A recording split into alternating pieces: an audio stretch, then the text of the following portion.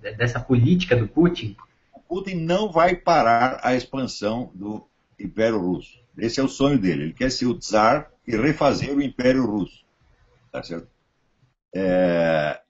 Então, esse negócio da Ucrânia é só temporário. Eu não acredito que ele vá ocupar militarmente. Ele não precisa. Porque ele tem nas mãos um negócio chamado KGB. Né? É muito melhor do que o exército. A KGB coloca lá dentro 500 mil agentes. Esses agentes criam movimentos e eles fazem a própria sociedade aderir à Rússia. Você está entendendo? Depois fazem lá um plebiscito tudo falsificado e pronto, ele conquista a coisa sem dar um tiro. Ele pode fazer isso com muitos outros países em torno. E pior, pode fazer isso na Europa Ocidental. O pessoal esquece o seguinte detalhe. Olha, a pessoa que não tem o senso da quantidade não está bom da cabeça. Não basta a gente só distinguir qualidade, precisa quantidade também. A KGB é a maior organização de qualquer tipo que já existiu ao longo de toda a história humana. Ela tinha 700 mil agentes só dentro do território russo. E aproximadamente não menos de 20 milhões de colaboradores espalhados pelo mundo. Nunca existiu uma organização desse tipo. O que é o clero católico comparado com isso? O que é a maçonaria comparado com isso? É nada. Tá certo? Então a KGB tem uma capacidade de ação que nunca ninguém teve. Então ela pode modificar a situação interna de um país com a maior facilidade. E no Ocidente o pessoal burro, né, achando que, não, esse negócio de comunismo não existe mais. O comunismo não existe mais, meu filho, mas a KGB existe. Né? E, bom, além disso, o pessoal não sabe direito o que é comunismo. Eu expliquei um livro, publiquei um artigo outro dia, dizendo que o pessoal está muito enganado a achar que o comunismo é uma ideologia ou uma proposta da sociedade. O comunismo é uma organização. E ele pode mudar de casca quantas vezes ele queira, mudar de discurso, mudar de ideologia, como sempre mudou. E até mudar de nome, como a KGB já mudou 20 vezes. Agora chama FSB. Então o Putin não vai parar com isso. Agora o engraçado é o seguinte, é que nós sabemos que a Rússia é que fornece armas para tudo quanto é movimento terrorista no mundo. Ele está lá ajudando os terroristas que matam cristãos. Ao mesmo tempo ele joga umas migalhinhas para os cristãos ocidentais. E eles se derretem todos. Porque ele é anti-gay, porque ele é conservador, porque ele é cristão. Ele joga as migalhinhas, os caras pegam como se fosse cachorro, pô. Impressionante isso.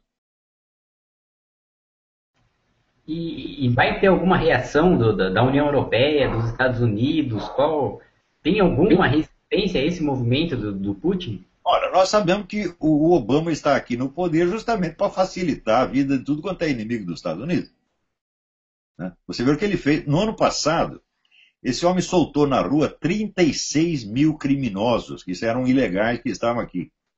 36 mil. Ali tem assassinos, estupradores, traficantes, etc. Botou toda essa gente na rua, colocando a própria população num risco iminente.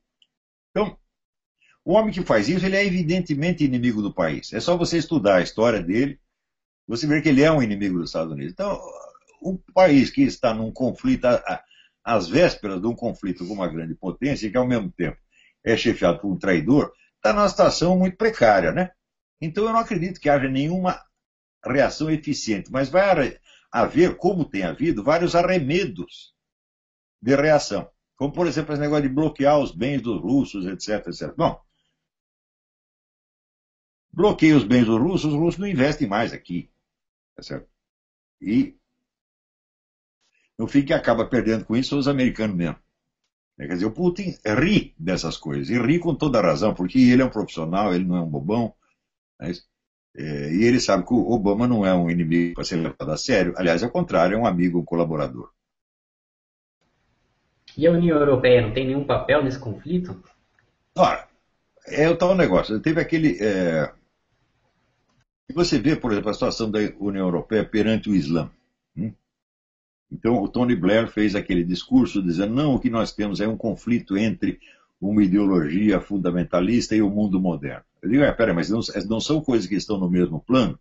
A ideologia fundamentalista é vamos dizer, um código em bloco que todo mundo tem que obedecer, e ao contrário, o mundo moderno é a sua própria autodestruição. O mundo moderno está empenhado em destruir suas próprias bases religiosas, morais, etc, etc. Então é um conflito onde um está querendo bater e o outro está querendo apanhar. Isso é o que está acontecendo. Tá certo? E acho que a União Europeia, ela, perante o Islã, é indefesa. E perante o Putin, ela depende do Putin para o gás, porra. Sem o Putin, a Europa não funciona.